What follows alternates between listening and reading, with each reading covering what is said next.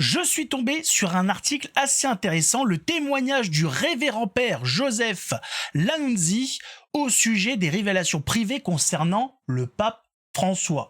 Il y a quelque chose, il y a un passage dans ce témoignage qui est très très très intéressant et qui peut se rapprocher d'un but contre son camp, voilà, un CSC comme on aime l'appeler. Vous allez voir, c'est vraiment sympathique. Je suis pas sûr que ce témoignage aille dans le sens du pape François. Au final, ils auraient peut-être mieux fait de se taire. On regarde ça tout de suite, mettez un pouce, abonnez-vous.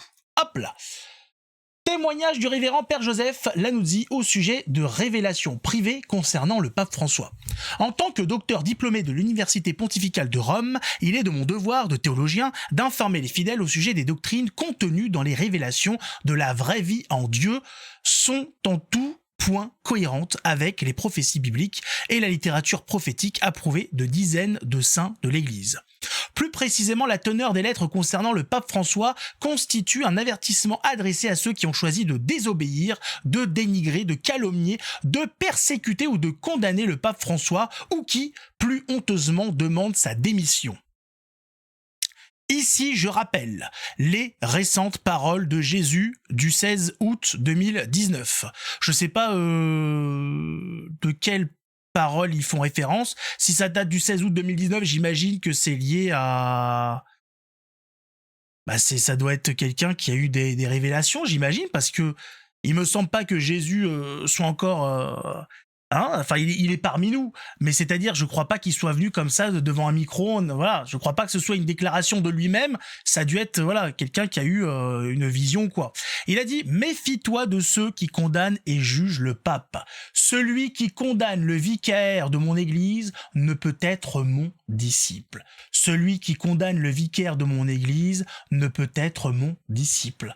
Alors, Jésus a dû dire ça en étant au courant de ce qui se passe, puisque le pape François a supprimé la notion de vicaire de Jésus-Christ, ce qui avait fait scandale à l'époque, dans son édition de 2020, donc c'est sorti dans l'édition 2020, donc ça devait dater d'avant, l'annuario Pontifio, l'annuaire du Vatican, publié chaque année avec toutes les informations sur la hiérarchie de l'Église catholique, a montré que le pape laissait tomber la désignation vicaire de Jésus-Christ. Ça avait fait scandale, voilà, je vais pas... vous avez des milliers de liens, tout le monde avait parlé, La Vie, Boulevard Voltaire, La Croix, Wikipédia, voilà, la Fraternité Saint-Pédis, etc., etc.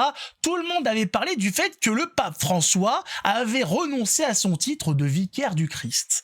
Et alors, on a le révérend père Joseph Lanuzzi qui nous dit: rappelez-vous ceux qui avaient demandé la démission du pape François, ce qu'avait dit le Christ.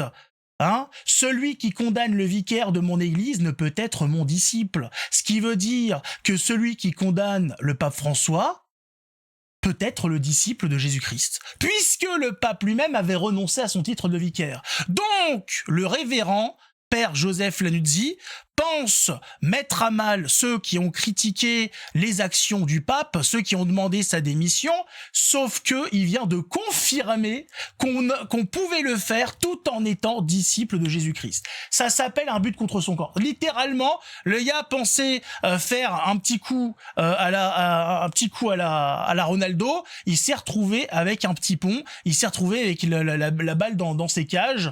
Et voilà, ça s'appelle littéralement se tirer une balle dans le pied. C'est bien malheureux, mais ça confirme donc ce que disaient les gens. Ça confirme donc ce que beaucoup pensaient, avec toutes ces histoires, entre autres parmi les dernières, cette affaire de bénir les couples homosexuels qui a fait grand scandale, parce que les gens, certaines personnes, certains laïcs ont dit: non mais vous avez mal compris. C'est marrant, tous les évêques du monde ont mal compris. Ils ont tous reçu la feuille qui a été traduite dans toutes les langues, et partout ils ont compris tous la même chose, que le pape autorisait la bénédiction des couples homosexuels. Mais non, c'est pas ce qu'il a voulu dire. Tout le monde a compris la même chose, mais c'est pas ce qu'il a voulu dire. A dit: les gars, quand il s'agit d'être des faux culs, vous êtes très forts. Quand il s'agit de mentir, vous êtes très forts. Acceptez la réalité, il y a des choses qui vont pas. Arrêtez de vous mentir à vous-même. Ça a fait scandale dans le monde entier. On a eu des évêques qui sont allés dire au pape non, on ne le fera pas, qui ont dit non, qui ont tourné le dos au pape. On se rend compte ou pas? Le pape, le descendant de l'apôtre Pierre, qui est renié, enfin renié, le mot est très fort, en tout cas, qui se retrouve avec les évêques, qui sont censés être pareil, les descendants des apôtres, qui lui tournent le dos. Vous vous rendez compte ou pas du truc? On n'avait jamais vu ça. Les évêques qui vont à l'encontre d'une directive du pape. Mais les gens disent non, c'est simplement que tout le monde a mal compris. Mais moi j'ai bien compris, moi j'ai compris mieux que tout le monde. Moi tout seul, moi le petit laïc français, j'ai tout mieux compris que tout le monde. C'est pas du tout ce qu'il a voulu dire. C'est marqué, mais c'est pas ce qu'il a voulu dire. Ouais. Alors faut savoir que le Vatican face à ce scandale a très vite réagi. Enfin très vite, je sais pas combien de temps ça a pris, mais ils se sont dit alors en fait oui, non, mais comprenez, c'est pas exactement ça. Mais ils n'ont toujours pas corrigé le texte. Il a toujours pas été révoqué. Il est toujours en place. Ce texte qui a été promulgué n'a pas été corrigé. Et dans l'Église, un texte qui est promulgué, qui n'est pas corrigé, reste tel quel. Et c'est pour ça qu'aujourd'hui, on le voit, il y a des retours, il y a des prêtres qui bénissent des couples homosexuels. Parce qu'ils s'appuient sur ce texte-là, sur l'autorisation du pape. Tout simplement. Voilà. Donc là, bon, cette affaire extraordinaire. Moi, je dis bravo à ce révérend qui nous confirme effectivement que on pouvait critiquer les positions, les discours, les sorties du pape François tout en étant disciple de Jésus-Christ. Ce n'était pas incompatible. Vous avez la confirmation, donc on peut tout à fait. Là, c'est confirmé par le révérend lui-même. Le tampon du Vatican est posé.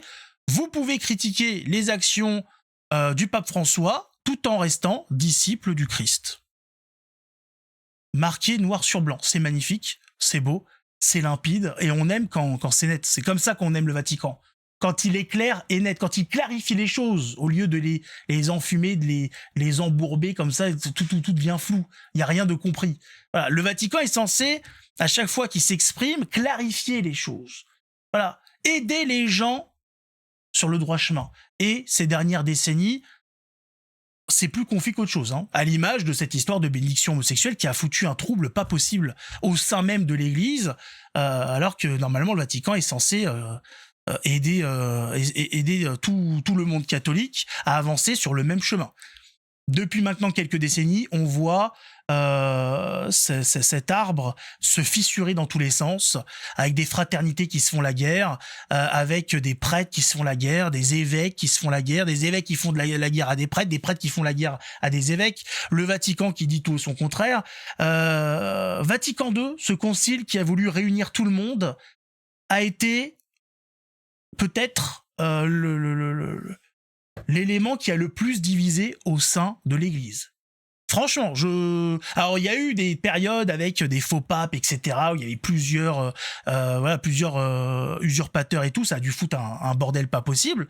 Mais en tout cas, de ce qu'on voit actuellement, de ce qu'on peut savoir, ça a l'air quand même d'être extraordinaire. Hein. Ça, c'est chaud patate. Hein. Chaud patate.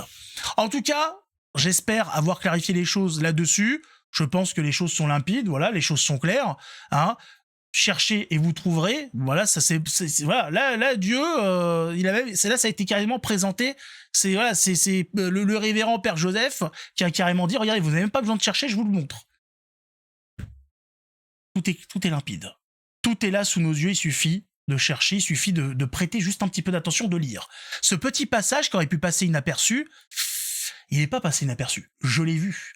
Je l'ai vu. Et effectivement, ça confirmait un petit peu ce que certains pensaient. En attendant, on se retrouve dans une prochaine vidéo.